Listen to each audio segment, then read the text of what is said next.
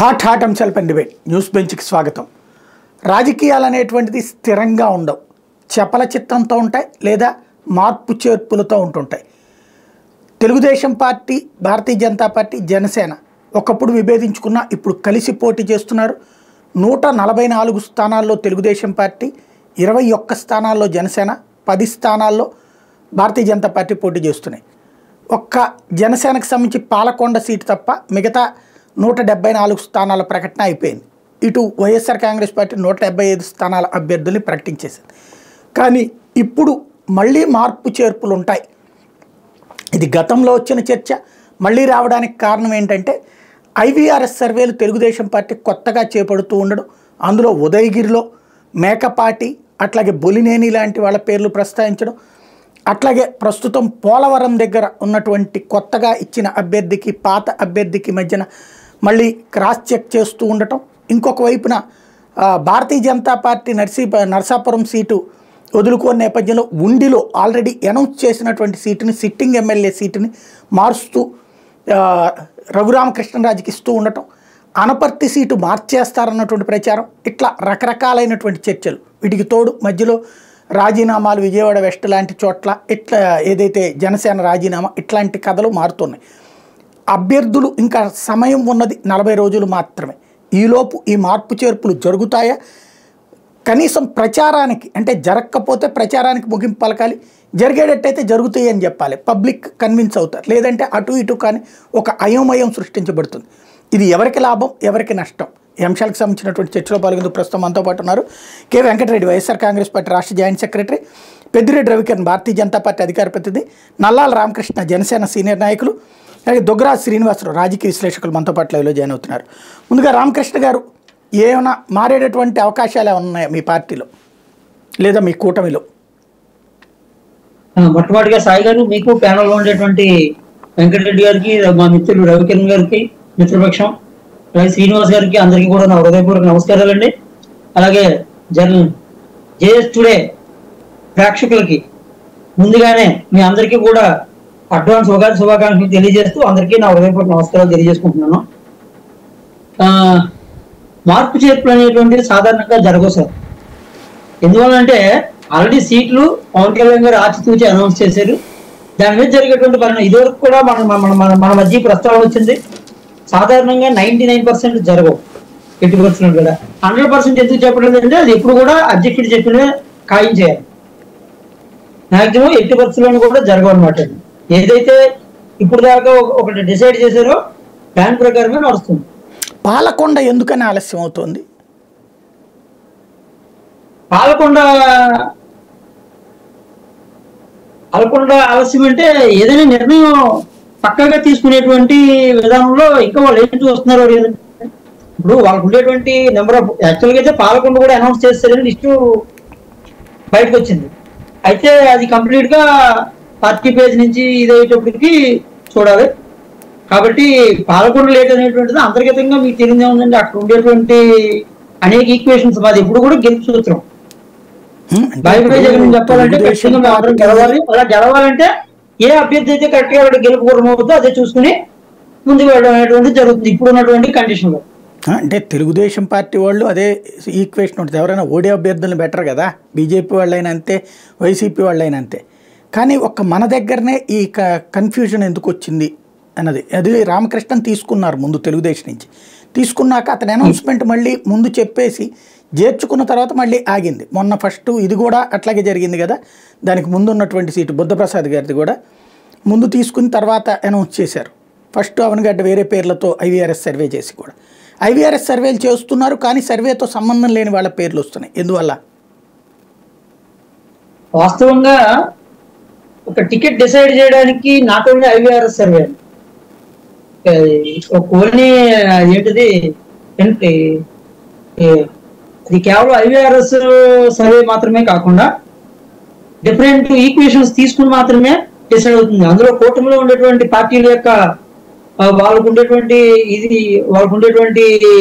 హెచ్చుతగ్గులు కానీ, అలాగే కూటమిలో ఉండేటువంటి మిగతా అంశాలు కానీ, అలాగే అన్ని పదాలుగా మిగతా అందరికీ కూడా ఆమోదయోగ్యమై ఉండడం కానీ ఐవీఆర్ఎస్ సర్వే అనేటువంటిది అదొక ఇష్యూ, అదొక అంశం. క్యాండిడేట్ ని డిక్లేర్ చేయడానికి 100% ఐవీఆర్ఎస్ సర్వే మాత్రమే కాదు. ఐవీఆర్ఎస్ సర్వే అనేటువంటిది కూడా ఒక పాయింట్ అనమాట అండి. జస్ట్ ఏంటంటే సర్వేలు జనరల్ గా ఒక శాంపిల్ సర్వే అనేటువంటిది ఎక్కడైనా ఏదో ఒక పద్ధతిలో తీసుకోవడం అనేటువంటిది జరుగుతుంది. అలాంటి శాంపిల్ సర్వేలో ఐవీఆర్ఎస్ సర్వే అనేటువంటిది ఒకటి అనమాట. అంతేగాని కేవలం ఐవీఆర్ఎస్ సర్వే అనేటువంటిది ప్రధానం కాదు. రైట్. రవికిరణ్ గారు, భారతీయ జనతా పార్టీ ఏమైనా మార్పు చేర్పులు ఉండబోతున్నాయా? ఇంకా మీకు అనపర్తి సీటు గురించిన కన్ఫ్యూజన్ అట్లాగే ఉంది. అనపర్తి ముందుగా మీకు తోటి ప్యానలిస్ట్లకి న్యూస్ బెంచ్ వీక్షకులందరికీ శుభ సాయంత్రం అండి. అయితే మార్పుల చేర్పు గురించి సాయి గారు నిన్నే మా రాష్ట్ర ఎన్నికల సహాయ ఇన్ఛార్జ్ సిద్ధార్థనాథ్ సింగ్ గారు నరసాపురం అభ్యర్థి శ్రీనివాస్ వర్మ గారిని పక్కన కూర్చోబెట్టుకుని ప్రెస్ మీట్ లో నాయకులంత సమక్షంలో స్పష్టంగా చెప్పారు. ఏం చెప్పారంటే, మా కేంద్ర నాయకత్వం ఎలక్షన్ కమిటీ, నరేంద్ర మోడీ గారి నాయకత్వంలో ఉన్న ఎలక్షన్ కమిటీ ఒక నిర్ణయం తీసుకున్నారు. ఆ నిర్ణయానికి కట్టుబడి మేమందరం ముందుకు వెళ్తాం. అభ్యర్థులు మార్పు అనేది జరగదు. అందరూ ఈ అభ్యర్థిని కోరుకుంటున్నారు. ఆ యొక్క నేపథ్యంలోని ఈ అభ్యర్థి ఎంపిక జరిగింది. ఈ ఎంపిక మాటికి మార్చే ప్రసక్తి భారతీయ జనతా పార్టీలో లేదు అని చెప్పి వారు స్పష్టంగా చెప్పారు నేను ప్రెస్ మీట్. సో నేను కూడా చెప్తాను, ఒకసారి ఒక నిర్ణయం జరిగాక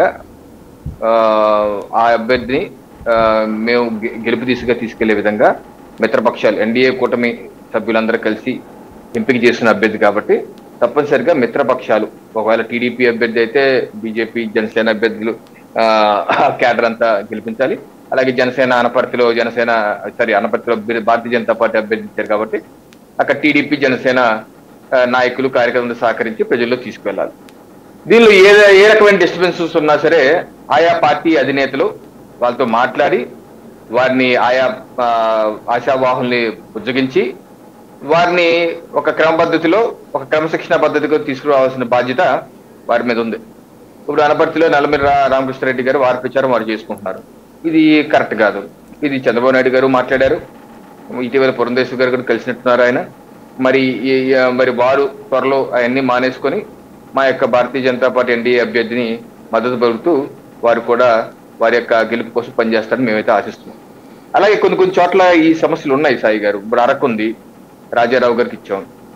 అయితే గతంలో మేము కూటమిలో రాకముందే తెలుగుదేశం పార్టీ ధనుదొర గారికి ప్రకటించారు. ధనుదొర గారు ప్రకటించగానే అప్పుడే అక్కడ ఒక అసమ్మతి అభ్యర్థి ఇండిపెండెంట్ రెడీ అయ్యారు. ఇప్పుడు ఈ ధనుదొర కాదని రాజారావు గారికి ఇవ్వటం వల్ల ఆయన అగ్నెస్ట్ గా ఉన్నారు. సో వాళ్ళిద్దరూ ఇండిపెండెంట్ గా చేస్తా అంటున్నారు. సో ఇది తెలుగుదేశం పార్టీ నాయకత్వం సవరించుకోవాల్సిన, వారితో మాట్లాడి సెట్ చేయాల్సిన అవసరం ఉంది. అలా కొన్ని చోట్ల ఇబ్బందులు ఉన్నాయి. ఆ ఇబ్బందులు సవరించుకొని ముందుకెళ్లే విధంగా, తద్వారా అయితే ఈ రాష్ట్రంలో 14 సంవత్సరాల్లో ముఖ్యమంత్రి చేసినటువంటి చంద్రబాబు నాయుడు ఒక విజనరీ ముఖ్యమంత్రి ఇంకోసారి ముఖ్యమంత్రి చేసుకోవాలంటే ఇటువంటి డిస్టర్బెన్సెస్ తప్పనిసరిగా సెట్ చేసుకొని ఓట్ ట్రాన్స్ఫర్ సక్రమంగా జరిగే విధంగా, సహకరించే విధంగా చేయవలసిన అవసరం అయితే ఉంది. నెంబర్ 1. ఇక ఐవీఆర్ఎస్ గురించి మీరు అడిగారు. ఇందాక మిత్రులు జనసేన వారు కూడా చెప్పినట్టుగా ఐవీఆర్ఎస్ అన్నది ఒక కౌలబద్ధమే కానీ అది పూర్తి స్థాయి 100% అయితే దాని మీద తీసుకోరు. ఇప్పుడు మేము కూడా చేసాం. ఇప్పుడు నేను కూడా మీకు గతంలో చెప్పాను, రాజమండ్రి పార్లమెంట్ సంబంధించి నేను 3 మెంబర్ కమిటీ నేను సభ్యుడు, నేను వెళ్ళాను. మరి అక్కడ పార్లమెంట్ క్యాండిడేట్లు సోమవీరాజు గారి పేరు చెప్పారు, ఆయన పేరు రాసుకున్నాను. అలాగే రివర్ బే జాస్తి, కెప్టెన్ జాస్తి ఆయన పేరు రాసుకున్నారు. అది కంటిపూడి సర్వారెడ్డి గారి పేరు రాసుకున్నాను. పురంధేశ్వరి గారి పేరు అక్కడ రాయలేదు, చెప్పలేదు, నేను రాసుకోలేదు ఆ కమిటీ సభ్యుడిని. అలాగే ఫోన్ కాల్స్, ఢిల్లీ నుంచి ఫోన్ కాల్స్ కూడా వచ్చాయి చాలా మందికి, ఎవరెవరు అభ్యర్థి బాగున్నారు. మరి ఏ ఫోన్ కాల్స్ లో అనకాపల్లి సీఎం రమేష్ గారు బాగుంటుందని అడిగారు? ఏ ఫోన్ కాల్ లో అడగలేదు కదా. ఏ ఫోన్ కాల్ లో బద్వేల్లో రోషన్న బాగుంటుందని అడిగారు? అడగలేదు కదా. ఏ 3 మెంబర్ కమిటీలో వైసీపీ తిరుపతి నుంచి వచ్చినటువంటి బీజేపీ అభ్యర్థిగా వరప్రసాద్ గారిని అన్నాం. మరి ఏ ఫోన్ కాల్ లో విజయవాడ వెస్ట్ లో సుజనా చౌదరి గారు దిగుతారని మనం అనుకున్నామా? ఇదేంటంటే ఇది ఒక ప్రక్రియ, ఒక ప్రజాస్వామ్య ప్రక్రియ. ఈ ప్రక్రియ జరుగుతూ ఉంటది. దానిలో కొంతవరకు తీసుకుంటే ఏ పార్టీ అయినా సరే, ఈ పార్టీ అని కాదు, ఆ పార్టీ అని కాదు, తెలుగుదేశం కూడా మరి పి గన్నవరంలో రాజేష్ ని పెడితే బాగుంటుందని చెప్పి వాళ్ళు ఐవీఆర్ఎస్ సర్వే చేశారా? వాళ్ళు చేశారా సర్వే పి గన్నవరంలో? అలాగే రకరకాల నియోజకవర్గాల్లో చేశారా? మరి చేస్తే మరి అక్కడ మైలవరంలో దేవినేని ఉమా బాగుంటారా, లేకపోతే ప్రతి నియోజకవర్గంలో చేశారండి. చేసి ఉంటారు. మరి అక్కడ దానిలో మరి ఎప్పటికప్పుడుగా ఆయన వైసీపీ దాంట్లో ఎవరైతే ఎవరిది ఓకే చేశారో వాళ్ళది కానోళ్ళకి వచ్చినాయి సీట్లు. అది కొన్ని చోట్ల మనకు తెలియదు కదా, అదే మీకు తెలియదు, వాళ్ళు బయటికి చెప్పట్లేదు. పారదర్శకంగా నెట్లో అంటే సీటు రానటువంటి అభ్యర్థులు ఆ మాట చెప్తున్నారు. దేవినేనేమో నాకు వస్తే ఐవీఆర్ఎస్ సర్వే వసంత కట్టించారని అడుగుతున్నారు, మహాసేన రాజేష్ నాకు వస్తే అవతల వాళ్ళకి కట్టిస్తున్నారని అడుగుతున్నారు. అట్లాగా సో ఇది మేలుపొండు చూడు మేలమేముడు పొట్ట విప్పి చూడు పురుగులు అనేది ఐవీఆర్ఎస్ లేదా 3 మెంబర్ కమిటీలు, లేకపోతే ఫోన్ కాల్స్ చేయటాలు, లేకపోతే రాష్ట్ర కార్యాలయాన్ని పిలిపించి ముగ్గురు పేరు చెప్పండి అనటాలు, ఇవన్నీ ఏంటంటే ఒక ప్రజాస్వామ్య ప్రక్రియ.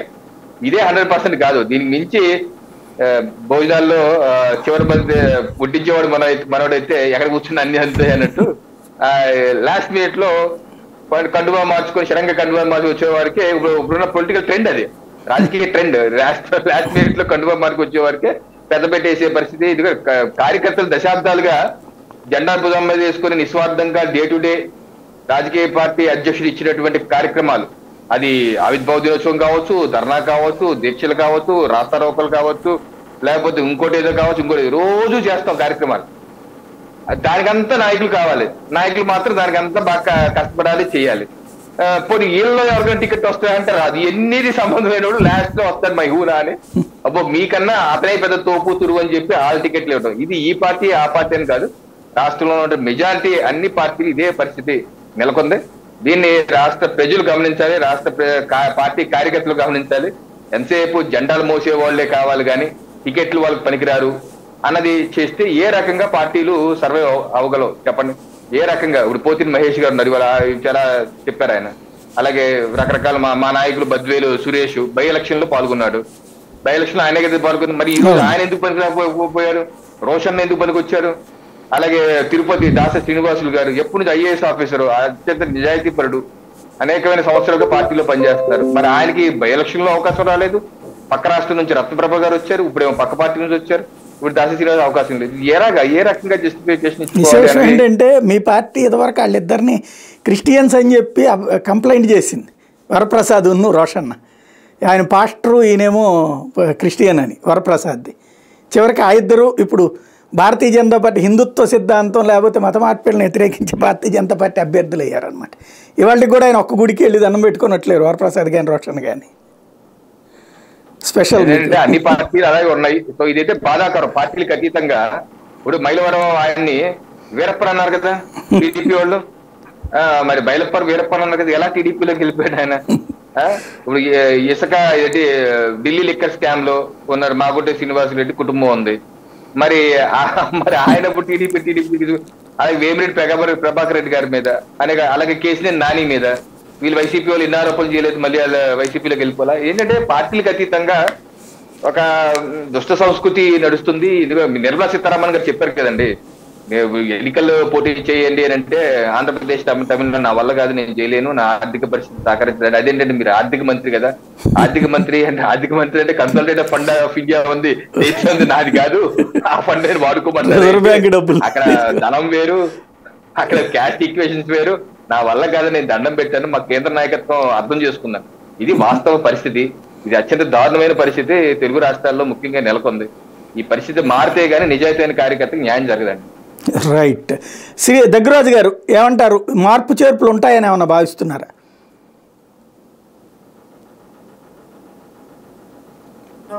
అందరికీ నమస్కారం అండి. మార్పులు చేర్పులు చిట్ట చివరి క్షణం వరకు ఉంచడం అనేటువంటి చంద్రబాబు నాయుడు ఆనవాయితీ అండి. అంటే తన సొంత పార్టీలోనే మార్పులు చేర్పులు కాకుండా పక్క పార్టీలు అంటే తనతో స్నేహంగా ఉన్న పార్టీల వాళ్ళ టికెట్లు కూడా అభ్యర్థులు కూడా మార్చగలిగిన రాజకీయ చతురత చంద్రబాబు దగ్గర ఉంది. ఆ చతురతకి మిగతా పార్టీలు ఎందుకు లొంగుతున్నాయో తెలియదు కానీ లొంగుతున్నాయి. ఆయన ఏం చెప్తే ఇతర పార్టీల్లో ఎవరెక్కడ పోటీ చేయాలో కూడా చంద్రబాబు నాయుడే సూచిస్తాడు, ఆదేశించగలడు కూడా.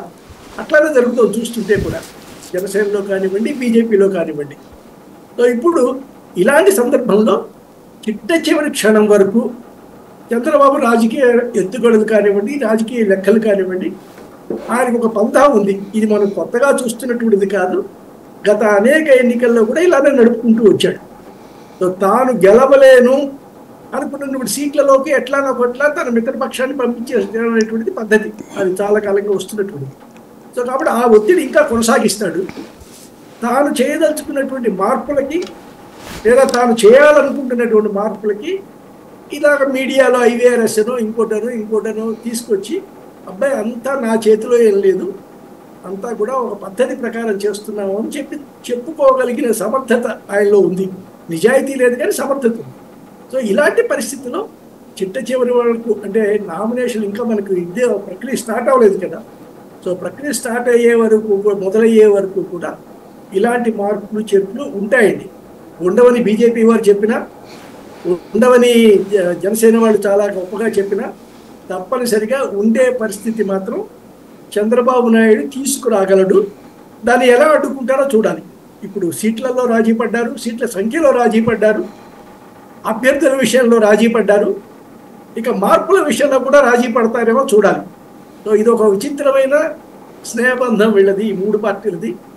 ఎవరి లాప్తి కోసం ఎవరితో కలిశారో కూడా ఒక రకమైన విచిత్రమైనటువంటిది. కాబట్టి మార్పులు చేర్పులు ఉండవని మాత్రం నేను అనుకోవట్లేదు.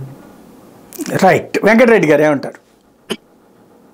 సాయి గారు నమస్తే. ముందుగా మీకు ప్యానెల్లో ఉన్న అందరికీ, అట్లానే జర్నలిస్ట్ యూట్యూబ్ ప్రేక్షకులందరికీ నమస్కారం.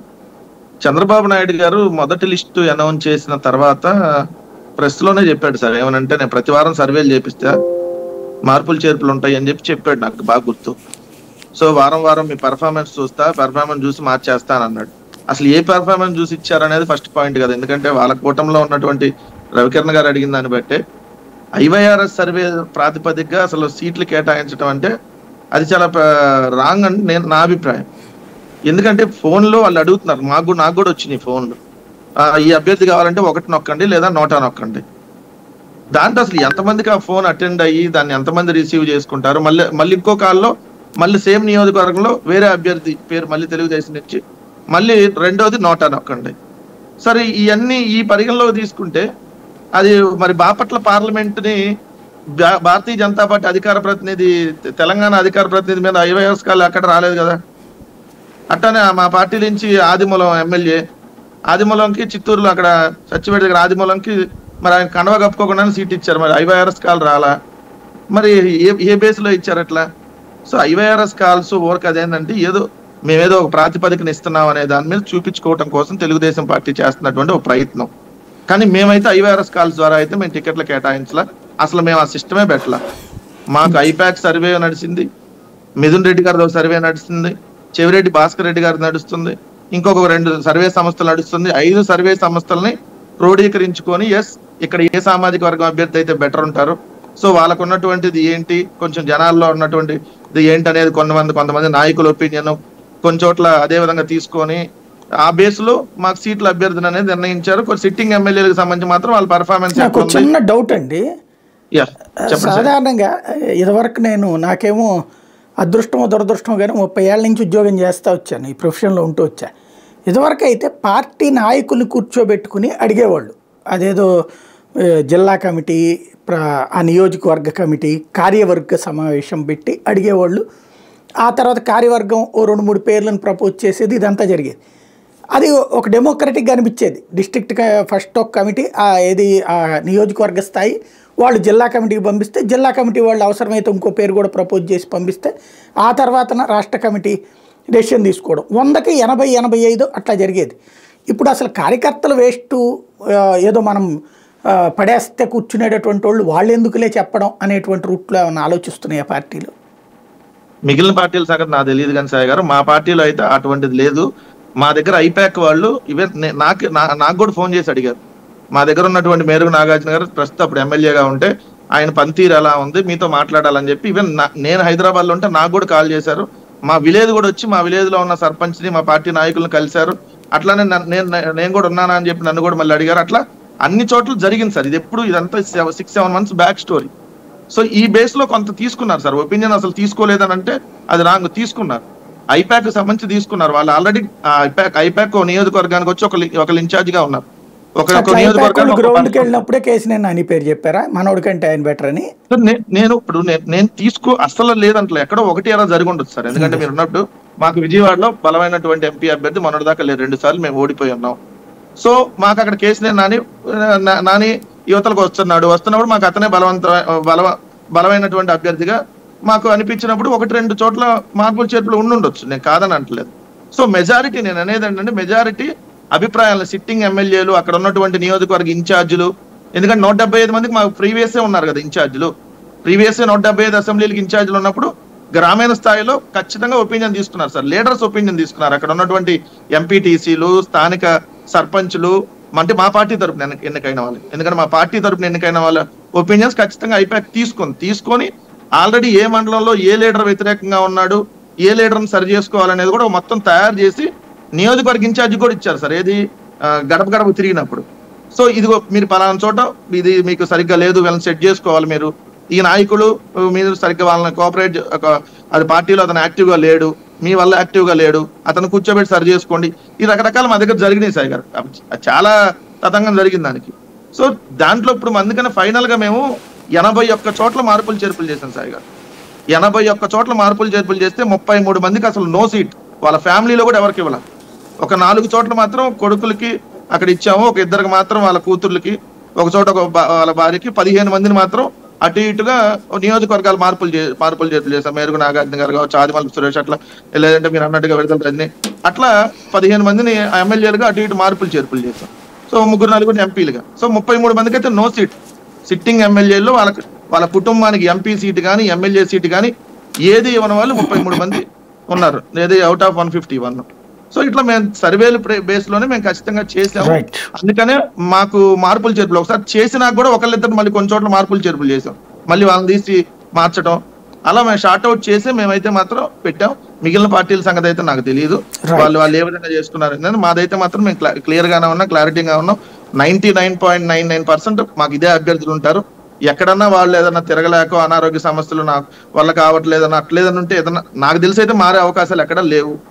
మాకు ప్యూర్ గా ఇదే ఎంపీ క్యాండిడేట్లు, ఇదే ఎమ్మెల్యే అభ్యర్థులు. ఎందుకంటే ఇప్పుడు జగన్మోహన్ రెడ్డి గారు ఆల్రెడీ జిల్లాల పర్యటన చేస్తా, ప్రతి జిల్లాలో అభ్యర్థులు కూడా అక్కడ వీళ్ళకి ఓటు వేయండి అని చెప్పి పక్కనే నిలబడి ఆల్రెడీ అభ్యర్థులుగా వాళ్ళకి ఎన్నికల ప్రచారం కూడా జగన్మోహన్ రెడ్డి గారు చేస్తున్నారు పార్టీ అధ్యక్షుడిగా. సో మాదైతే మాత్రం క్లియర్ గా వాళ్ళే ఉంటారు. బట్ ఇక్కడ ఇంకొకటి సార్, నాకున్న సమాచారం అది కరెక్ట్ అవ్వచ్చు తప్పవచ్చు, జనసేనకు సంబంధించినటువంటి అంశంలో కూడా తెలుగుదేశం IVR సర్వే చేపిస్తారు.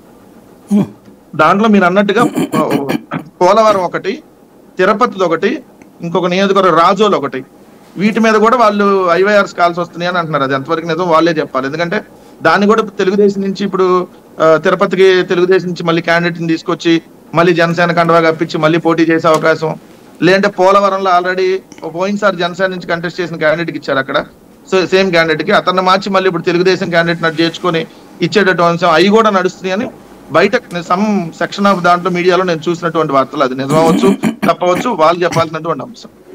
రైట్.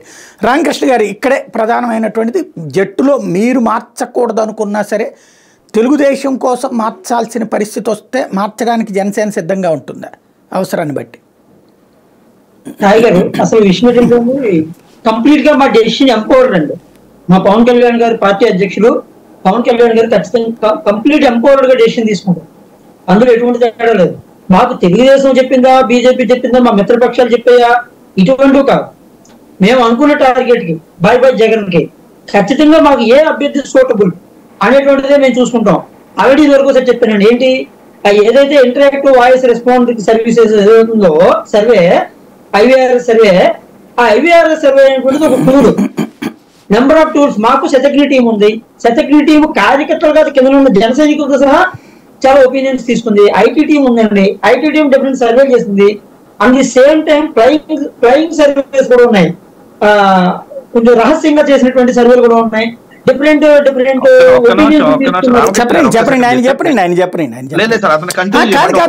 మీరు ఆగండి చెప్తా, ఆయన చెప్పండి, స్పీడ్ చెప్పండి. డిఫరెంట్ అన్ని కూడా తీసుకున్న తర్వాత మాత్రమే ఏదైతే ఒకసారి డెసిషన్ డిసైడ్ అయిన తర్వాత అక్కడ మళ్ళీ ఏమైనా ప్రాక్టికల్ గ్రౌండ్స్ బేస్ చేసుకుని ఏదైతే which is better, which is winner అనేటువంటిది ప్రధానంగా చేసుకుని ఇవాళ సీట్లు సర్వే జరిగింది, సీట్లు అలర్ట్ చేయడం కూడా జరిగింది. ఎక్కడైనా 21 సీట్లలో ఒకవేళ 2-3 చోట్ల జరిగినటువంటి వాటికి మొత్తం అంతా ఆపాదించి అది ఏదో వేరేగా చిత్రీకరించడం అనేటువంటిది అది ఎవరి ఇష్టం వాళ్ళదు. కానీ అంటే ఇక్కడ ఒక మా చిన్న decision doubt. Complete empowered. Complete గా పవన్ కళ్యాణ్ చిన్న గారు doubt అండి. ఆలోచించి, ఎందుకు అంటే ఏ ఒక్క సీటు కూడా అప్రాధాన్యమైంది కాదు, ప్రతి సీటు కూడా ఖచ్చితంగా నెగ్గి మనం గవర్నమెంట్ ఫామ్ చేయడంలో మనం కీలకంగా ఉంటేనే, గవర్నమెంట్ ఫామ్ చేస్తే మాత్రమే ఈ రాష్ట్ర ప్రజాస్వామ్యానికి, రాష్ట్ర అభ్యున్నతికి, రాష్ట్ర అభివృద్ధికి అన్నిటికీ కూడా మంచిది. ఎట్టి పరిస్థితుల్లోని ఈ పరిపాలన కాకుండా మన పరిపాలన రావాలంటే, కూటమి పరిపాలన కావాలంటే ఏ అభ్యర్థి అయితే కరెక్ట్ అనేటువంటిది లాస్ట్ వరకు కూడా ఫైనల్ డెసిషన్ తీసుకునే ముందు వరకు కూడా ఖచ్చితంగా ఎంపవర్డ్ గా ఉచ్చ నీచాలన్నీ ఆలోచించి, అన్ని సర్వేలను దగ్గర పెట్టుకుని, అన్ని విషయాలను ఆలోచించి విచ్ ఈజ్ బెటర్ అనేటువంటిది కంప్లీట్ విచక్షణతో పవన్ కళ్యాణ్ గారు తీసుకున్నటువంటి నిర్ణయం. అయితే మనకి ప్రొజెక్షన్ ఒకలా ఉండొచ్చండి. ఇప్పుడు ఒక పర్సన్ చూస్తే క్రేజీగా కనబడచ్చు, ఒక పర్సన్ చూస్తే సర్వేలో నెగ్గుతాడు అనుకోవచ్చు, లేకపోతే ఒక పర్సన్ చూస్తే అదే కష్టపడినాడు అనుకోవచ్చు. ఇవన్నీ చేసినప్పటికీ కూడా అల్టిమేట్ ఏంటంటే ఇవాళ పార్టీ అనేటువంటిది గెలుపు గుర్రాలకి ఖచ్చితంగా ఇవ్వాలి. అన్నిటికీ కూడా హేతుబద్ధంగా ఇచ్చినప్పుడు అక్కడక్కడ 2-3 చోట్ల ఒక్కొక్కసారి మనం ఏం చేయాలంటే, ఈ వ్యక్తి అయితే గెలుస్తాడో అన్నప్పుడు ఎవరైతే నిజంగా అక్కడ ప్రభావవంతమైనటువంటి వ్యక్తి ఉన్నాడో, అక్కడ బలమైనటువంటి వ్యక్తి ఉన్నాడో, ఆ వ్యక్తిని ఈసారికి త్యాగం చేసినప్పటికీ కూడా గవర్నమెంట్ లో రేపు పొద్దున అకామిడేషన్ చేయడానికి తగినటువంటి ఉద్దేశంతో మాత్రమే ఆ యొక్క వ్యవహారాలన్నీ కూడా నడవడం జరుగుతుంది తప్పితే అంతకంటే వేరే ఆస్కారాలు ఉంది. ఇందాక వెంకటరెడ్డి గారు కూడా మాట ఏమన్నారంటే, ఎవరు కొంతమంది వాళ్ళ బలవంతంగా, అంటే పొరపాటు ఉంటారు బలవంతంగానే, నిజంగా కొంతమందిని బలవంతంగా ఒకవేళ ఆల్ పార్టీ రుద్దుకోవచ్చు, కానీ మా పార్టీ మీద బలవంతంగా కానీ ఎటువంటి ఇది లేదు. చాలా హేతుబద్ధంగా హైలీ రేషనల్ గా జరిగింది. మా పార్టీ మీద మిగతా వాళ్ళ ప్రభావం, మిగతా వాళ్ళ సూచనలు, సలహాలు, సాయిగారి సలహా అయితే సాయిగారి సలహా కూడా తీసుకుని ఉండొచ్చు. అంటే మాకు సన్నిహితంగా ఉండేటువంటి వ్యక్తులు, ఫర్ ఎగ్జాంపుల్ అంటే సాయిగారు లాంటి వ్యక్తులు మాకు క్లోజ్ గా ఉన్నారనుకో, మా పార్టీ అభ్యర్థి, మా అధ్యక్షులు. కానీ సాయిగారు అంటే అపారమైన అనుభవం ఉన్నటువంటి జర్నలిస్ట్, ఎక్స్పీరియన్స్ ఉన్న జర్నలిస్ట్, ఆయన ఒపీనియన్ కూడా తీసుకుంటాం. నెంబర్ ఆఫ్ ఒపీనియన్స్ అలాగే మొత్తం సర్వేలు అన్నింటినీ తీసుకుని చాలా ఆచితూచి స్ట్రైక్ రేట్ 98 to 100% ఉండాలి అనేటువంటి టార్గెట్ తోనే డెసిషన్స్ తీసుకోవడం జరిగింది. కానీ ఇందులో క్రేజులు కానీ లేకపోతే ఇంకొక ఇది కానీ ఎటువంటి కూడా పరిగణలోకి తీసుకోలేదు. ఎందుకంటే మా అధ్యక్షుడు పవన్ కళ్యాణ్ గారి ప్రకారం మాకు వ్యూహాలు మాత్రమే ఉంటాయి, ఎటువంటి ఈగోస్ కానీ వేరే ఎటువంటి ఇది కానీ ఉండవు. దీని ఆధారంగానే మాకు ఇవాళ డెసిషన్స్ తీసుకోవడం జరిగింది. ఇక్కడ ఒక చిన్న డౌట్ అండి. మీ పార్టీ పెట్టి 10 సంవత్సరాలు అయింది. ఇప్పుడు మీరు ఇచ్చినటువంటి 21 సీట్లలో ఒక 11 మంది మీ వాళ్ళు, 10 మంది అటు తెలుగుదేశం నుంచి వచ్చిన వాళ్ళు కానీ వైసీపీ నుంచి వచ్చిన వాళ్ళు కానీ, మీరు చేయించిన ఇన్ని సర్వేల్లో మీ పార్టీకి సంబంధించి అంతమంది కనిపించలేదా? ఇప్పుడు కూటమికి ముందు జరిగిన సర్వే, కూటమి తర్వాత జరిగిన సర్వే, కూటమి ముందు జరిగిన ఒపీనియన్స్, కూటమి తర్వాత జరిగిన ఒపీనియన్స్, కొత్తగా కూటమి ఏర్పడిన జరిగిన అక్కడ ఉండేటువంటి ఎగ్జిస్టింగ్ కండిషన్స్, ప్రతిదీ కూడా. ఇప్పుడు ఒక మాట సాయి గారు, ఒక చేదస్థానికి పోయో లేకపోతే ఒక కష్టపడ్డాడనో మామూలుగా గెలవడానికి అవకాశం తక్కువ ఉండేటువంటి, కానీ గెలుపు కొంచెం దగ్గరగా వచ్చి ఏమాత్రం తేడా వస్తే అనేటువంటి అవకాశం ఉన్నప్పుడు కానీ ఎటువంటి విషయంలోనే రాజీ పడకుండా చాలా స్ట్రాటజిక్ గా ఖచ్చితంగా మేము ఎవరైతే గెలుస్తారనుకుంటామో వాళ్ళకే ఇవ్వడం జరిగింది. అంటే మీరు ఫస్ట్ నుంచి కూడా ఇప్పటికీ కూడా పబ్లిక్ లో మమ్మల్ని విమర్శించే వాళ్ళు కానీ లేదా ప్రొజెక్ట్ చేసేవాళ్ళు కానీ జరిగేది ఏంటంటే, మీరు ఆ పార్టీ నుంచి వచ్చారు, రాజకీయాల్లో సహజం పార్టీ నుంచి రావడం మీకు తెలియదు కాదు, వీళ్ళు ఆ పార్టీ నుంచి వచ్చారు, వీళ్ళు ఈ పార్టీ నుంచి వచ్చారు, పార్టీ ఏదైనా మాకు కండువ కప్పుకొని రావడం జరిగింది. అంతేకాకుండా ఉన్నటువంటి వాటిలో అక్కడ ఉన్నటువంటి ఎగ్జిస్టింగ్ కండిషన్స్ లో ఎలక్షనీరింగ్ చూస్తారు, లేకపోతే డిఫరెంట్ ఈక్వేషన్స్ చూస్తారు, అన్నిటిని చూసి అల్టిమేట్ ఈక్వేషన్ ఒకటి. అంటే మీరు మంచి వాక్చాతుర్యం ఉంది మీ దగ్గర, చాలా మంచి లాయర్ మీ పార్టీ. కాకపోతే సమస్య ఏంటంటే, ఇప్పుడు అదే నిజమైతే ఇవాళ రోజున ఇంకా కార్యకర్తలు అనేటువంటి వాళ్ళు, ఇందాక రవికిరణ్ గారు అన్నట్టు ఇంకా కార్యకర్తలు నాయకులు ఎందుకు? రెండవది, ఖచ్చితంగా గెలుస్తారని అవతల ఉన్నటువంటి పార్టీ వాళ్ళు ఎవరు భరోసా ఇస్తారండి? మీ దాంట్లో కానీ వాళ్ళ దాంట్లో కానీ మనల్ని నమ్ముకున్నటువంటి వాళ్ళు జనాలకి ఇన్ని రోజులు మన పార్టీ తరపున ఉన్నోళ్ళు కాకుండా మన పార్టీ ఎవరి మీద పోరాడుతుందో ఆ పోరాడే వాళ్ళని మన పార్టీ తరపున తెచ్చుకుంటే అప్పుడు మన పార్టీ లేదా మన సిద్ధాంతం అన్నటువంటిది ఎలా ఎగ్జిస్ట్ అయినట్టు? అయితే విషయం ఏంటంటే సాయి గారు, ఇది కేవలం మొత్తం భారతదేశంలో జనసేన పార్టీలో మాత్రమే ఇలాంటివి జరుగుతాయని అసలు జనసేన భిన్నమైన పార్టీ మీద అన్నారు మాత్రం కాబట్టి అంటారు. నేను అనను. ఇప్పుడు నేను అనే పాయింట్ ఏంటంటే ఇవాళ ఒక సామాన్యుడు రబ్బర్ చెప్పులు వేసుకుని, ఇప్పుడు నిర్మలా సీతారామన్ గారే చెప్పారు నా వల్లే కాదు మొర్రు అని చెప్పేసి, అలాంటి వాళ్ళకి ఆమ్ ఆద్మీ పార్టీ ఇవ్వగలిగింది. పవన్ కళ్యాణ్ అట్లిస్తాడని నే కదా నమ్మింది. అందరూ చేసే రాజకీయం మనం చేస్తే ఇంకా రాజకీయ భిన్నత్వం ఏంటి? వేరే రాజకీయం ఏమవుతుంది? సామాన్యుడిని తీసుకొచ్చి అందలు వెక్కిస్తేనే కదా మనం ఏంటి అసామాన్యుడు అయ్యేటువంటిది. ఎవడు గెలుస్తాడో గెలుపు గుర్రం అంటే తెలుగుదేశంలో ఇన్నేళ్ళు కష్టపడ్డాడు, వాడికి అక్కడ సీట్ ఇవ్వలేదు కాబట్టి మీరు ఇస్తారు, లేదా వైసీపీలో ఉన్నటువంటి వాడికి సీట్ ఇవ్వలేదు కాబట్టి మీరు ఇస్తారు. అప్పుడు ఇంకా వాళ్లే నాయకులు అవుతారు తప్పించి మీ ఓటోళ్ళు రామకృష్ణ గారు ఏమైపోతారు, లేకపోతే ఇప్పుడు పోతిని మహేష్ ఏమైపోతాడు, మీరందరూ ఇంకెందుకు పార్టీలో పనిచేయడం? విషయం ఏంటంటే అండి సాయి గారు, ఇట్స్ జర్నీ. పాలిటిక్స్ అనేటువంటిది ఇది ఒక ప్రయాణం మాత్రమే. ఈ ప్రయాణంలో ఈ రోజుకి ఈ రోజే ఆయన చెప్పిన సిద్ధాంతాలన్నీ ఇంప్లిమెంట్ అయిపోయి రబ్బర్ చెప్పులు వేసుకున్న వాళ్ళందరికీ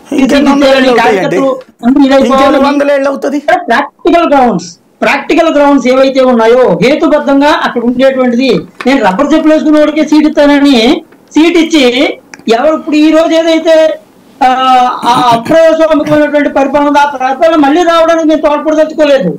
మేము ఇప్పుడు ఆ పరిపాలన అనేటువంటిది దూరంగా పెడితే మళ్ళీ ఇప్పుడు గవర్నమెంట్ మేము వచ్చిన తర్వాత మళ్ళీ దాన్ని వ్యతిరేకించవచ్చు. ఏముంది? 2014 నుంచి మంచి పాలన తేవడం కోసం అని చంద్రబాబుకు మద్దతు ఇచ్చారు. 2018 వచ్చాక ఆ పరిపాలన బాలేదు కాబట్టి దాన్ని వద్దన్నారు. ఇప్పుడు ఈ పరిపాలన బాలేదు కాబట్టి వద్దు, మళ్ళీ ఆ పరిపాలన కరెక్ట్ అంటున్నారు. రేపు మళ్ళీ అది అయిపోయిన తర్వాత 4 ఏళ్ళు అయిన తర్వాత ఈ పరిపాలన మాకు నచ్చలేదు కాబట్టి మళ్ళీ కొత్త పరిపాలన కావాలంటే ఈయన దిగిపోవాలంటే మళ్ళీ మా వాళ్ళందరూ త్యాగాలు చేయాలంటారా?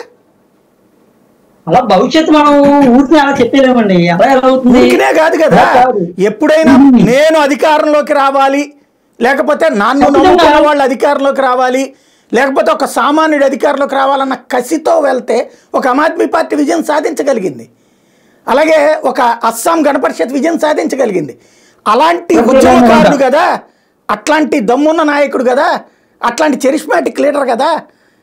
జరగాల్సింది అటు కదా మార్పు అన్నటువంటిది.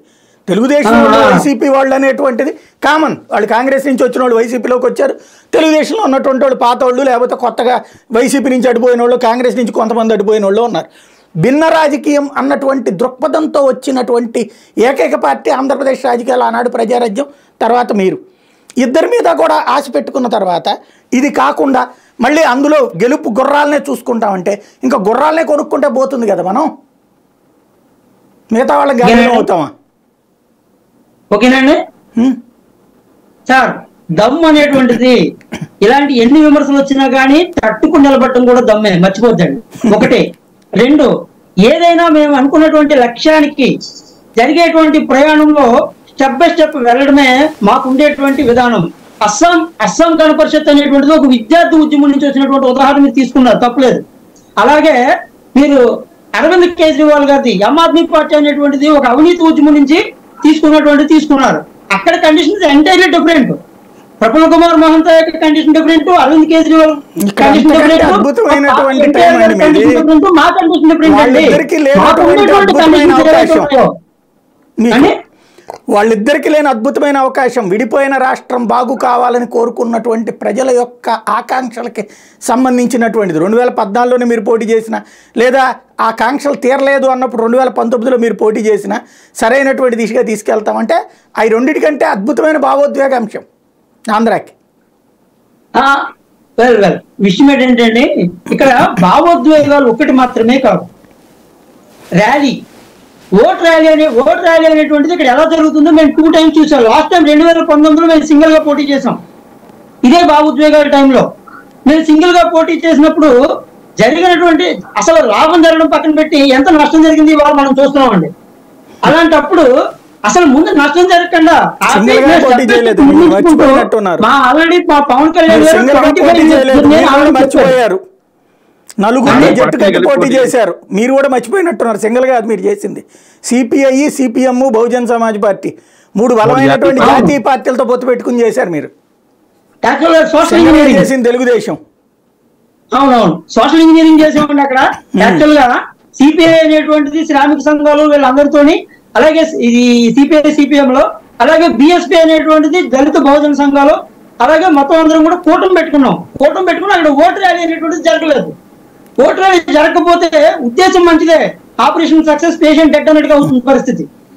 కాబట్టి first of all practical grounds లో ఎప్పుడైనా కానీ వాస్తవ పరిస్థితుల్ని విడిచి మేము ముందుకు వెళ్ళాలని అనుకోలేదు. పవన్ కళ్యాణ్ గారు ఖచ్చితంగా ఏదైతే వాస్తవానికి దగ్గరగా మా లక్ష్యాన్ని ప్రయాణం స్లో అవ్వచ్చు, కొంచెం మీరు అనుకున్నంత స్పీడ్ గా లేదా జెట్ స్పీడ్ లో వెళ్ళకపోవచ్చు, లేదా ప్రఫుల్ కుమార్ మహంతలా కాకపోవచ్చు, అరవింద్ కేజ్రీవాల్ లా కాకపోవచ్చు. మా పందా మాకుంది, మా వెర్షన్ మాకుంది. ప్రాక్టికల్ గా మా లక్ష్యం వైపు మేము దూసుకుని వెళ్తున్నాం. అక్కడక్కడ చిన్న చిన్న డిస్టర్బెన్సెస్ కానీ, అక్కడక్కడ చిన్న చిన్న నిర్ణయాల దగ్గర కానీ, లేదా ఏమన్నా 2, 3, 4 సీట్ల దగ్గర కానీ, ఏట్ల విషయంలో అయినప్పటికీ కూడా మా లక్ష్యానికి అక్కడ ఏదైతే అనుకూలంగా ఉందో దాని ప్రకారమే వెళ్తాం. కానీ ఎట్టి పరిస్థితుల్లోనే ఇక్కడ మేము ఏదో ఇగోస్కి పోయో, ఎమోషన్స్ పోయో, లేకపోతే భావోద్వేగాలకు పోయో మా డెసిషన్స్ తీసుకుంటే మా లక్ష్యాన్ని ఇప్పుడు కాదు కదా సుదూరంగా కూడా తీసుకునేటువంటి అవకాశం లేకపోవచ్చు.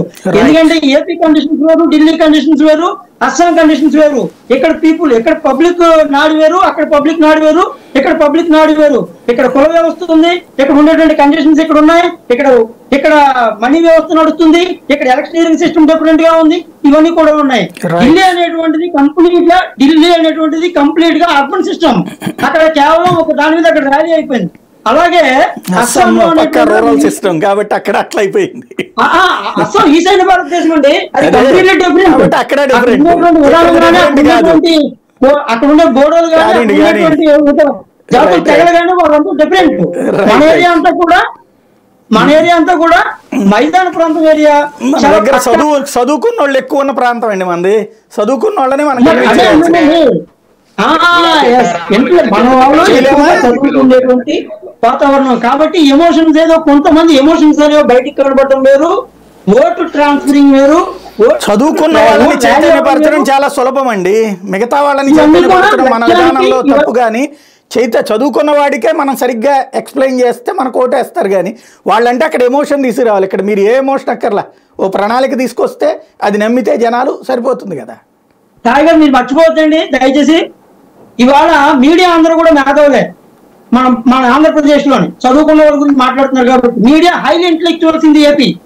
But those people are supported a particular political party. యజమానులు మన దగ్గర అక్కడ బానిసలుగా ఉన్నారు. అందుకని యజమానులు బానిసలు చేసుకున్న పార్టీలు, ఆ పార్టీలతోనే మీరు ఇప్పుడు పొత్తు పెట్టుకుంది. అదే దరిద్రం. కాదండి, అంటే దాని అర్థం ఏంటి? మా లక్ష్యానికి దగ్గరికి వెళ్ళాలంటే ప్రాక్టికల్ గ్రౌండ్స్, ఖచ్చితంగా వాస్తవ పరిస్థితుల్ని విడిచి ఊహల్లో తేలి ఆదర్శవంతమైనటువంటి వాటితో కాకుండా మా ఆదర్శాలని, మా ఆశయాల్ని, లక్ష్యాలని రీచ్ అవ్వడానికి ఖచ్చితంగా ప్రాక్టికల్ గ్రౌండ్స్ ని మైండ్ లో పెట్టుకుని విచక్షణాపూర్వకంగానే నిర్ణయాలు తీసుకుని స్టెప్ బై స్టెప్ వెళ్తాము. గుడ్ అడ్వకేట్ అండి. కాకపోతే ఏంటంటే అది ఎట్లా ఉందంటే బీకామ్ లో ఫిజిక్స్ లాగా సమస్య వస్తుంది. అది బీకామ్ ఫిజిక్స్ చెప్పినట్టుంది. అది సమస్య, అంత మించలేదు. మీరు చెప్పిందంతా చాలా అద్భుతమైన పరికల్ప పదాలు. కాకపోతే దాంతో సమస్య ఏంటంటే అది కాదు, వాస్తవం ఏంటి అనేటువంటిది అది కాదు. జగన్ అనేటువంటి వాడో లేకపోతే కేసీఆర్ అనేటువంటి వాడో నాది ఇది సిద్ధాంతం అని వచ్చాడు, చంద్రబాబు నాయుడు నాది ఇది సిద్ధాంతం అని వచ్చాడు, ఎన్టీ రామారావు నాది ఇది అని సిద్ధాంతం అని వచ్చాడు. ఆ సిద్ధాంతాన్ని జనం యాక్సెప్ట్ చేయించాలో ఒప్పించుకున్నారు. మనం అటు కాకుండా వాళ్ళ ఆలోచనలకు అనుగుణంగా మేమేదేదేదో ఆలోచిస్తున్నాము, దాంట్లో ఇట్లెట్ట వెళ్తున్నాం అంటే వాళ్ళు కూడా మరి అట్ట వెళ్ళాలి కదా, 100 సార్లు తిరగాలి కదా. తిరగలేదు కదా. అలా ఎలా అవుతుంది? ఒక పార్టీ వెళ్ళినట్టుగా ఇంకొక పార్టీ వెళ్ళదు, ఒక కండిషన్ ఇంకో కండిషన్ అట్లా వెళ్ళక్కర్లే. వాళ్ళకంటే భిన్నంగా వెళ్ళాలి కానీ వాళ్ళ వెనకాల వెళ్ళడం అనవసరం కదా. వాళ్ళకంటే భిన్నంగా వెళ్తే రాజకీయం అవుతుంది కానీ వాళ్ళ వెనకాల తిరిగితే మందం అవుతుంది. ఇంకా బహుళపక్ష ప్రజాస్వామ్యంలో అలయన్స్ అనేటువంటిది వెరీ కామన్. ఏం లేదు. కాకపోతే ఆ అలయన్స్ అనేటువంటిది మనం ఉండాలి కానీ అవతలోడు ఎదగడం కోసం అలయన్స్ ఉండకూడదు కదా. అలా కాదండి, అవసరం ఎదగడం ఎందుకు అనుకున్నారు? గతంలో మాకు ఒక్క సీట్ కూడా రాలేదు. ఇప్పుడు మేము 21 సీట్లు పోటీ చేస్తున్నాం.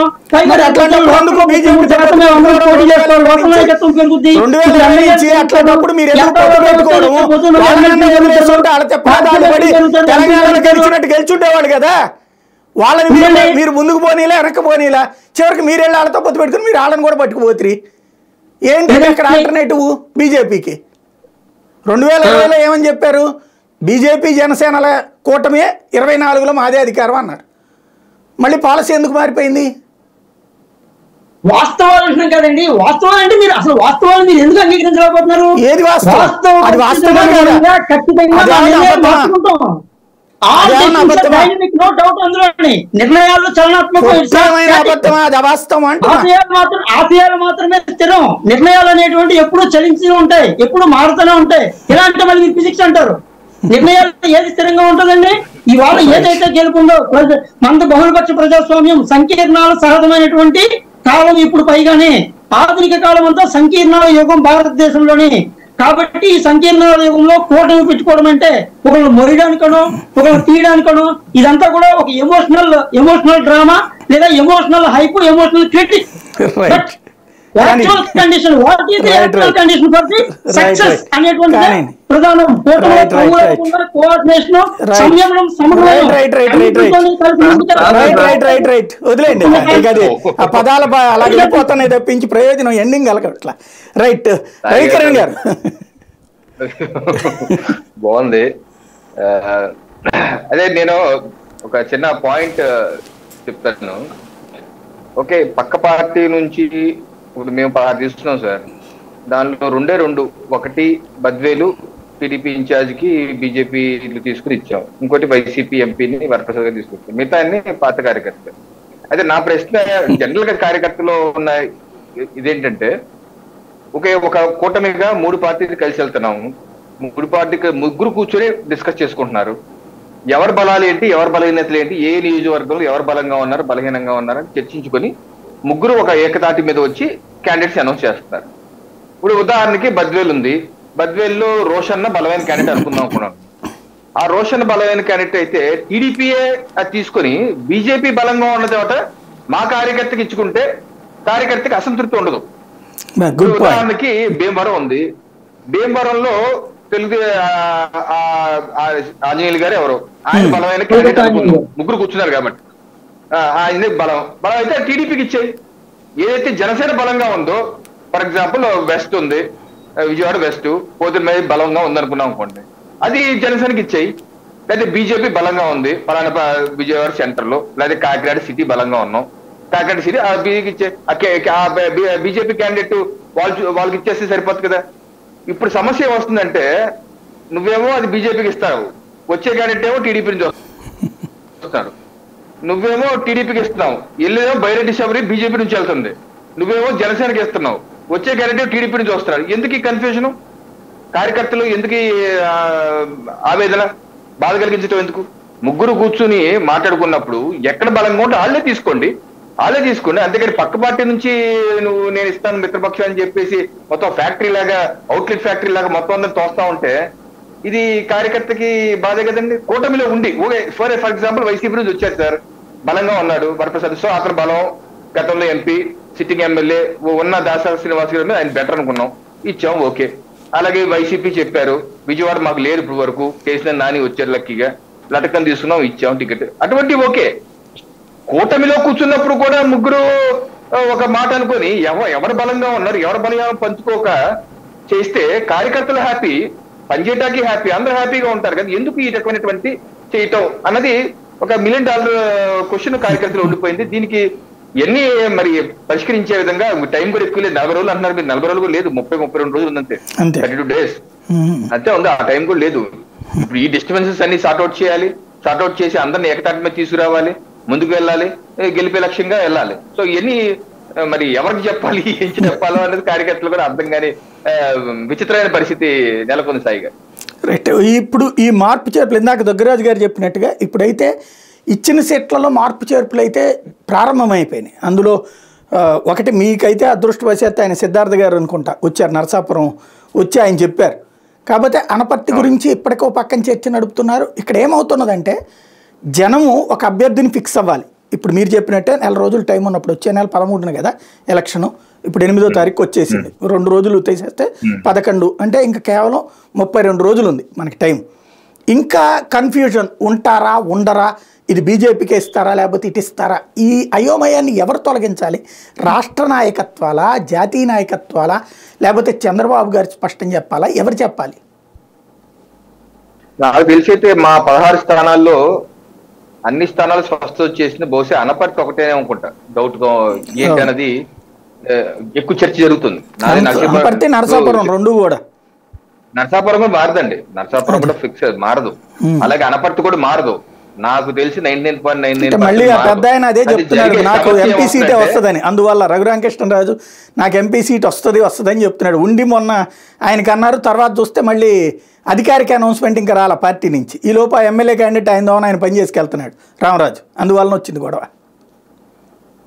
అంటే మా కేంద్ర నాయకత్వం, election committee, Bharatiya Janata party నాయక నరేంద్ర మోడీ గారి నాయకత్వంలో ఉన్న కమిటీ అభ్యర్థిని అయితే మారుస్తారు అని చెప్పేసి నేనైతే విశ్వసించట్లేదు.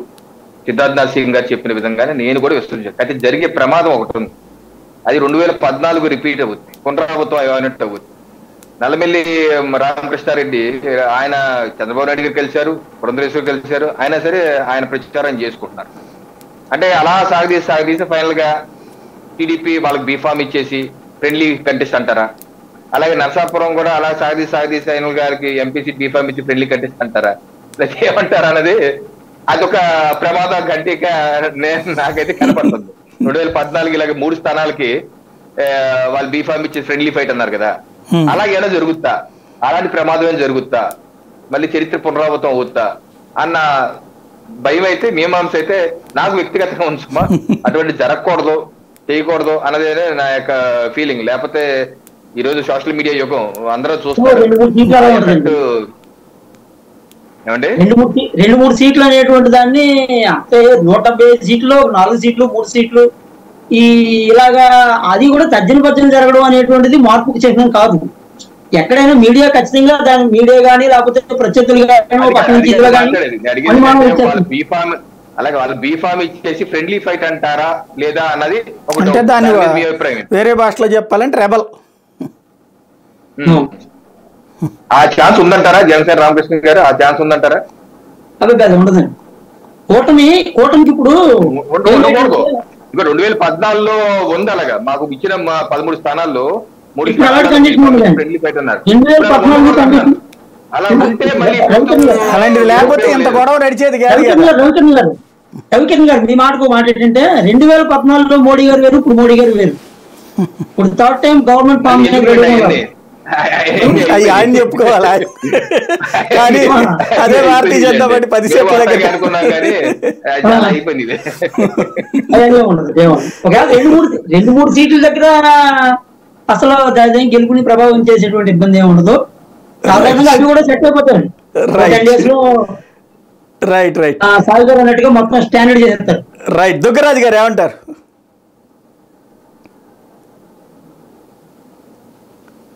మనం ఈ అభ్యర్థుల గురించి అనవసరంగా మాట్లాడుకుంటున్నామేమో అనిపిస్తోందండి. ఎందుకంటే ఇప్పుడు ఎక్కడ ఈ ఎలక్షన్ ఏది కూడా అభ్యర్థుల ఆధారంగా జరగబోవట్లేదు అనేది స్పష్టంగా తెలుస్తోందండి. సో వైకాపా వారి ప్రచారంలో జగన్మోహన్ రెడ్డి నన్ను చూసి ఓటు వేయండి అని అడుగుతున్నాడు. చంద్రబాబు నాయుడు కూడా నేనైతే రక్షిస్తాను, నాకు బలం ఇవ్వండి అని అడుగుతున్నాడు. సో బీజేపీ కూడా అంతే అడుగుతోంది, నరేంద్ర మోడీకి ఓటు వేయమంటున్నారు. కానీ అభ్యర్థుల గురించి ఎప్పుడు ఎక్కడా మాట్లాడట్లేదండి. పవన్ కళ్యాణ్ కూడా అంతే. ఈ అభ్యర్థులు ఎవరైతే ఏంటి అసలు చివరికి అలా వచ్చేలా ఉంది. మరి అట్లాంటప్పుడు వాళ్ళనే ఉంచేసుకోవచ్చు ఎవరినైతే ఉంది. అదే అసలు ఏమిటి అర్థం లేకుండా ఉంది. అభ్యర్థులు మార్పు ఒక జోకగానే ఉంది. ఎందుకు మార్చారో తెలియదు. ఇప్పుడు వెంకటరెడ్డి గారు కూడా మార్పులు చేసామన్నారు. విజయవాడ వెస్ట్ లో పనికిరాని అభ్యర్థి విజయవాడ సెంట్రల్ లో పనికి వస్తాడు. పక్కనే కదా, ఒకే ఊళ్ళో ఒక అభ్యర్థి అక్కడ పనికిరాడు, ఇక్కడ పనికి వస్తాడా? ఈ మార్పులన్నీ కూడా అభ్యర్థి ఎందుకు సంబంధం లేదు, మా పార్టీ తరఫున మా నాయకుడి తరఫునే ఎలక్షన్ జరుపుతాము అనేటువంటిది స్పష్టంగా తెలుస్తుంది. ఇక ఎత్తుగడలు, బలాలు, బలహీనతల గురించి రామకృష్ణ గారు చెప్పిన దాంట్లో వారి అసలు వాస్తవం ఏంటంటే వాళ్ళ పార్టీ నిర్మాణం జరగలేదండి. దానికోసం అసలు వ్యవస్థ లేదు, దానికి పార్టీ వ్యవస్థ లేదు. ఒక్క పవన్ కళ్యాణ్, ఆ నాదెండ్ల మనోహర్ అని 2 మనుషులు కలిసి వస్తేనే పార్టీ కదులుతోంది. లేకపోతే ఎక్కడా కూడా పార్టీ యాక్టివిటీ లేదు. ఉంటే అండి నిజంగా అభ్యర్థులు అది నేను జిల్లా సెక్రటరీ సార్, నేను జిల్లా సెక్రటరీ ఇక్కడ ఒకసారి ఉండండి. అభ్యర్థులు మీ దగ్గర నిజంగా ఉంటే ఈ క్షణంలో మార్చుకోకర్లా. మీరు ముందు నియోజకవర్గాల్ని తీసుకున్నారండి, కార్యకర్తల్ని నాయకులను చూసి తీసుకోలేదు. మీరు మాకు ఇవి కావాలి అని నియోజకవర్గాలను ఎంపిక చేసుకున్నారు. అక్కడ మీ సామాజిక వర్గం బలంగా ఉందనో ఏ కారణంతో తీసుకున్నారో తెలియదు, కానీ ఆ ప్రాంతంలో నాయకుడు ఉండి మీరు తీసుకోలేదు. సో మీరేవో కొన్ని పేర్లు ఎంచుకొని తీసుకున్నారు, అందువల్లే ఇదంతా వచ్చిందండి. అవనిగడ్డ తీసుకున్నారు, అక్కడ మీకు అభ్యర్థి ఉండి తీసుకున్నారా? లేరని తెలిసి మళ్ళీ తెలుగుదేశం నుంచి వచ్చిన అభ్యర్థి నిలబెడుతున్నారు. బీజేపీ కూడా అంతే, కొన్ని నియోజకవర్గాలు తీసుకుంది, ఆ నియోజకవర్గాల్లో వాళ్ళకి నాయకులు లేరు. ఇప్పుడున్న నాయకులందరూ కూడా చాలా పార్టీల్లో హెలికాప్టర్లో నేరుగా ల్యాండ్ అవుతున్నారండి. పారాచూట్ లీడర్స్ హెలికాప్టర్లో ల్యాండ్ అయ్యి ఆ ఒక్క ఎలక్షన్కి పబ్బం గడుపుకొని వెళ్తున్నారు అంతే. గెలిస్తే జాక్పాటు కొడుతున్నారు, లేకపోతే ఓకే మళ్ళీ వాళ్ళ వ్యాపారం ఇంకొక పార్టీలో చేరి డబ్బులు చేసుకోవడం ఏదో చేసుకుంటున్నారు తప్పించి ఇక్కడ ఎవరు ప్రజలలో నుంచి ఎదిగిన మనిషి లేడు, ప్రజల్లోంచి ఎదిగిన నాయకులు లేరు. అలాంటి నాయకులు గౌరవిద్దాము, వాళ్ళకు సీట్ ఇచ్చి ప్రోత్సహిద్దాము అనేటువంటి ఆలోచన కూడా ఈ పార్టీలో కనిపించడం లేదు. సో జగన్ గారు చెప్పినట్టు వినే మనుషులు కావాలి, ఆయన ముద్రతో గెలిచేటువంటి అభ్యర్థులు కావాలి. అలాంటి వాళ్ళని ఎంపిక చేసుకొని నన్ను చూసి ఓటు వేయండి, నేను మళ్ళీ వస్తేనే మీకు ఇవన్నీ ఇస్తాను, ఈ అభ్యర్థులు వాళ్ళ గురించి పట్టించుకోవద్దనే మాట ఆయనే చెప్తున్నాడు. మీకు ఏం కావాలన్నా నన్ను గెలిపించండి, పార్టీ సంగతి నేను చూసుకుంటా, విధానాల సంగతి నేను చూసుకుంటా, మిగతా వాళ్ళందరూ కూడా ఎందుకు పనికి వచ్చేటువంటి విషయాలు కాదు అనేటువంటి స్పష్టమైన సందేశం ఇస్తున్నారు. ఈ సమయంలో ఈ అభ్యర్థులు మార్పులు ఎందుకు మారుతున్నారు, ఎవరు మారుస్తున్నారు, ఇవన్నీ అనవసరం చర్చలాగా కనిపిస్తుంది. రైట్, మొత్తం నడుస్తుంది నాయకత్వం పార్టీ గుర్తు మీద నడుస్తుంది. రైట్. ఫైనల్ గా వెంకటరెడ్డి గారు. సాయి గారు, ఇప్పుడు ఖచ్చితంగా జగన్మోహన్ రెడ్డి గారిని చూసే ఓటు అడుగుతారు పార్టీ అధ్యక్షుడిగా. మొన్నటిదాకా నా బొమ్మ పెట్టుకొని గెలిచారని చెప్పిన అతనికి ఇప్పుడు ఏ పార్టీలో ఎంత మట్టి కన్ఫర్మేషన్ సీట్ ఇవ్వాల? నరసాపురం ఎంపీగా గెలిచినటువంటి రఘురామకృష్ణరాజుకి ఆయన ఏమన్నాడు, మేము జగన్మోహన్ రెడ్డి గారి బొమ్మతో గెలవాలా, నా రక్తాన్ని దారబోసి మొత్తం నా స్ట్రక్చర్ చూసి నా ఫేస్ చూసి ఓట్లు వేశారు అని చెప్పిన ఆయనకి ఇప్పుడు ఏ పార్టీ ఇప్పుడు వరకు సీట్ ఇవ్వాలి? దాంట్లో నేను ఏకీపిస్తాను, దుగ్గరాజు గారు చెప్పిన దాంట్లో ఒక మాటలో ఏకీపిస్తాను. కానీ మార్పులు చేర్పులు ఖచ్చితంగా జరగాలి సార్, జరుగుతుంది దేశవ్యాప్తంగా, నాట్ ఓన్లీ ఆంధ్రప్రదేశ్. నేను అంతకుముందు కూడా చెప్పాను సాయి గారు, మన డిబేట్లోనే అనుకుంటా, 543 మంది ఎంపీలు ఉన్నటువంటి పార్లమెంట్లో 2014 ఎన్నికల్లో 314 మంది ఫస్ట్ టైం ఎంపీలుగా ఎన్నికైన వాళ్ళు. వాళ్ళు అంతకుముందు ఎమ్మెల్యేలుగా ఉండుండొచ్చు, లేదంటే ఫస్ట్ టైం పాలిటిక్స్ కూడా వచ్చి ఉండొచ్చు.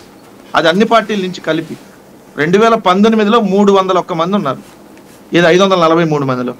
ఇప్పుడు నిన్న చూస్తే మీరు లిస్టు చూసారు కదా, ఇప్పుడు బీజేపీ ఇచ్చిన లిస్టులో సిట్టింగ్లకి 33 మంది ఫస్ట్ లిస్టులో తీసేసిన తర్వాత లిస్టులో ఇంకా మొత్తం ఇంకా షార్ట్ అవుట్ చేయలేను. సో మార్పులు చేర్పులు ఖచ్చితంగా ఉండాలి, సామాజిక వర్గాల ఈక్వేషన్ కూడా ఉండాలి. దశాబ్దాలుగా కొన్ని కమ్యూనిటీల చేతుల్లో ఉన్నటువంటి నియోజకవర్గాల్లో ఇప్పుడు బీసీలు అత్యధిక సంఖ్యలో పెరిగి ఉన్నారు. అట్లాంటి చోట సీట్లు ఇవ్వాలనుకున్నాం, అదేవిధంగా మేము మైలవరం అలానే అనుకున్నాం, అదేవిధంగా మీకు కందుకూరు అలానే అనుకున్నాం. కొన్ని చోట్ల అలా అనుకుని కొన్ని చోట్ల మార్పులు చేర్పులు చేసాం. ఏమండి, రెడ్డి సామాజిక వర్గానికి ఎక్కువ సీట్లు ఇచ్చారని ఒక సర్వేలో మామూలు మీ లిస్ట్ లో ఇచ్చాము. ఇవ్వలేదని ఎవరు చెప్పారు? మేము రాసుకునేది లిస్ట్ ఉంది కదా, చెప్పాము. మేము ఇవ్వలేదన్నా లేదా? పోయితారు కూడా 45 మంది రెడ్లు గెలిచారు ఎమ్మెల్యేలుగా వైసీపీ నుంచి. దాంట్లో అదే విధంగా బీసీలకు కూడా మేము రెడ్లకి ఎన్ని సీట్లు ఇచ్చాము, బీసీలకు కూడా అదే విధంగా అత్యధిక ప్రాధాన్యత ఇచ్చి ఇచ్చాం. మీరేమి ఇచ్చారు బీసీలకు చెప్పండి, మీరు కాపులకి ఎన్ని ఇచ్చారు? అసలు మీకు పక్కన వాళ్ళు సీట్ ఇస్తారు? ఒక నిమిషం ఆగండి, చాలాసేపు మాట్లాడారు.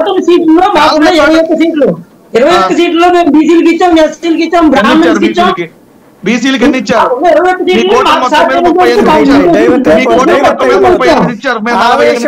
చర్చ ఉపయోగం లేదు. మీ కూటమి మొత్తం మీద తెలుగుదేశం 34 ఇచ్చింది, 2 మీరు ఇచ్చారు, ఇంకో 2 వాళ్ళు ఇచ్చారు. బీజేపీ 32, ఒక 4, 36 ఇన్ని ఇచ్చారు. మొత్తం సార్ 34 + 4 38 ఇచ్చారు. మేము 48 ఇచ్చాం. ఎందుకు మరి బీసీల పార్టీ అని చెప్పుకున్న తెలుగుదేశం బీసీలకు ఎందుకు ఇవ్వకుండా తీసుకుని వెళ్ళేందుకు? ఎక్కువ మంది కమ్మాలకు ఎందుకు ఇచ్చిన? 5-6 తగ్గించి అదే బీసీలకు ఇవ్వచ్చుగా. ఎస్, మేము రెడ్లకు ఇచ్చాం, అదే విధంగా బీసీలకు కూడా అత్యధిక ప్రాధాన్యత ఇచ్చాం. అత్యధిక ప్రాధాన్యతతో మేము బీసీ సామాజిక వర్గానికి సీట్లు ఇచ్చాం. రాజ్యసభ కూడా 4 రాజ్యసభ ఇచ్చాం. ఏ పార్టీ ఇచ్చింది ఇప్పటివరకు చెప్పండి? మళ్ళీ మీరు ఎందుకు మా గురించి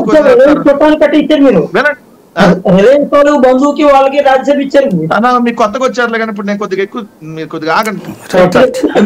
ఇందా మీరు చెప్తుంటే నాకు నవ్వు వచ్చింది. ఏంటంటే జనసేన పార్టీకి సంబంధించి మీరు చెప్పే విధానం చూస్తే నవ్వు అక్క. సరే కొద్దిగా రాసుకున్నా, మళ్ళీ మర్చిపోతానేమని. పవన్ కళ్యాణ్ ఏం చెప్పాడు సార్? నాకు ఓట్లు సీట్లు ముఖ్యం కాదు అన్నాడా లేదా? 6 నెలల క్రితం కూడా అన్నాడా లేదా? నాకు ఓట్లు ముఖ్యం కాదు, సీట్లు ముఖ్యం కాదు అన్నాడు కదా. మరి ఈ రోజు నాకు ఓట్లు కావాలి, సీట్లు కావాలి, మా వాళ్ళు వెళ్ళి అసెంబ్లీకి వెళ్ళి కూర్చోవద్దా, ఓ 10 మంది అన్న 5 అన్న కూర్చోవద్దా?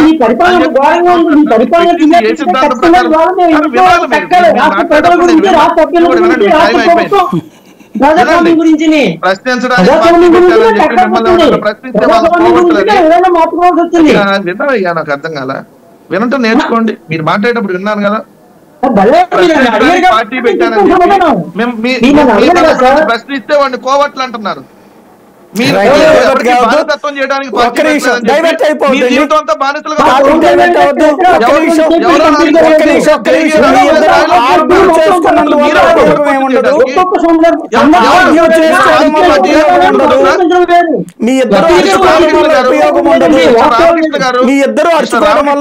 రాజకీయ పార్టీయా? ఒక్క నిమిషం డైవర్ట్ కావద్దండి. డైవర్ట్ కావద్దు. మీ ఇద్దరు వ్యక్తిగతంగా వెళ్ళదండి. మీ ఇద్దరు వ్యక్తిగతంగా వెళ్ళొద్దు. దయచేసి మీ ఇద్దరు వ్యక్తిగతంగా వెళ్ళొద్దు. మీ ఇద్దరు వ్యక్తిగతంగా వెళ్ళొద్దు. మీ ఇద్దరు వ్యక్తిగతంగా వెళ్ళొద్దు. ఒక్కటి ఫైనల్ గా చెప్పండి వెంకటరెడ్డి గారు. మళ్ళీ ఇప్పుడు మీ ఇద్దరు కూర్చొని మాట్లాడుకుంటాను. మీ ఇద్దరు విడిగా ఫోన్ చేసుకుని మాట్లాడుకోండి. డిబేట్ లో టైం వేస్ట్ కదా. ఒక్క పాయింట్ చెప్పండి. ఒక్క నిమిషం సార్, ఒక్క నిమిషం. ఇక్కడ ఒక సూటి పాయింట్ చెప్పండి. ఈవేళ ఈ 175 అభ్యర్థులకు సంబంధించి మీ దగ్గర మార్పు చేర్పులు ఒకవేళ వాళ్ళు ఏమన్నా మారిస్తే వాళ్ళకి మరి కౌంటర్ వేయాలి కాబట్టి మీరు కూడా మార్పు చేర్పులు చేస్తారా? ఏమి లేదు సాయి గారు. చాలా మంది పిఠాపురంలో వంగాగీత గారిని మేము ముందే అనౌన్స్ చేస్తే తర్వాత పవన్ కళ్యాణ్ వస్తున్నాడు అని చెప్పి మార్చేస్తున్నారు. అక్కడ పవన్ కళ్యాణ్ పెద్ద అభ్యర్థి, ఆ అభ్యర్థిని చూసి ఇక్కడ క్యాండిడేట్ ఉన్న వంగాగీత గారిని మార్చేస్తారని చెప్పి కూడా జరిగింది. వాళ్ళ ఛానల్స్ రకరకాలు కూడా సర్క్యులేట్ చేశారు. ఏదో ముద్రగడ గారిని పెట్టేస్తారని. మేము మార్చామా? మేము ముందే ఆల్రెడీ అనౌన్స్ చేసేసుకున్నాం సార్. మేము 151 సీట్లు ఆల్రెడీ లాస్ట్ టైం గెలుచున్నాం. దాంట్లో పవన్ కళ్యాణ్ అభ్యర్థి ఉన్నాడు, అప్పుడు వాళ్ళ మీద గెలుచున్నాం. లోకేష్ అభ్యర్థి ఉన్నా కూడా గెలుచున్నాం. సో ఒక మేము ఓడిపోయింది ఒక బాలకృష్ణ మీద, అక్కడ ఏదైతే చంద్రబాబు నాయుడు గారి మీద మాకు సంబంధించిన ఎమ్మెల్యేలు ఓడిపోయినారు. మేము అక్కడ మార్పులు చేర్పులు అయితే మాకు ఆలోచన లేదు. ప్రస్తుతం ఉన్న ఎమ్మెల్యే అభ్యర్థులే ఉంటారు. Right, thank you very much Venkatareddy garu, Ravikiran గారు, రామకృష్ణ గారు, దుగ్గరాజు గారు. ఇది పరిస్థితి. ఓవరాల్గా అయితే మళ్ళీ కొన్ని మార్పు చేర్పులు. ఇక్కడ టైం 33 రోజులు ఉంటుంది. ఈలోపుగా జరిగే మార్పు చేర్పులు ప్రయోజనమా నష్టమా అసలు స్పష్టత ఇచ్చి ఇప్పుడున్న అభ్యర్థులే అన్ని పార్టీల తరఫున ఉంటారు, ఇందులో మార్పు చేర్పులు ఉండబోవు అని తెలుగుదేశం పార్టీ, జనసేన, భారతీయ జనతా పార్టీ చెప్పడానికి సిద్ధమా కాదా అన్నటువంటిది రాబోయే రోజుల్లో రాజకీయాన్ని శాసించబోతోంది.